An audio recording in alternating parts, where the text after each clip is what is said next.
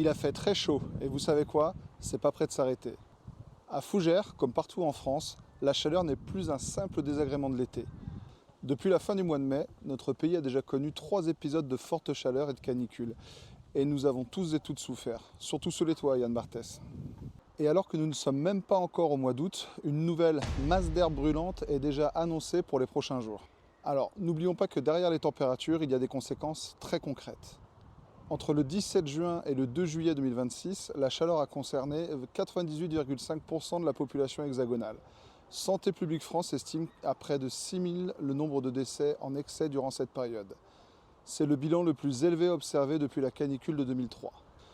Et contrairement à une idée reçue, les personnes âgées ne sont pas les seules concernées. L'excès de mortalité a été observé de manière inédite dans toutes les classes d'âge à partir de 15 ans.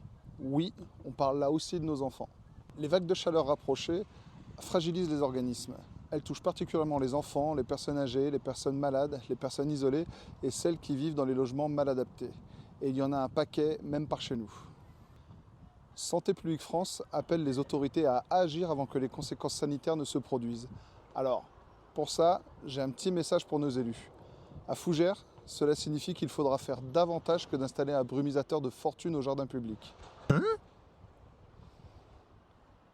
Il faut penser à tous les quartiers, notamment aux quartiers populaires où vivent de nombreux habitants qui subissent fortement les chaleurs.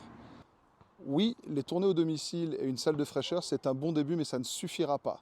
Dès maintenant, il faut moins de bitume en ville, davantage d'ombre, des arbres, même place Aristide Briand, des points d'eau, des lieux frais accessibles, des logements mieux isolés et lutter contre les îlots de chaleur urbains. Voilà les réponses dont nous avons besoin rapidement. La chaleur tue et ce n'est pas terminé. La ville doit anticiper, protéger et agir maintenant.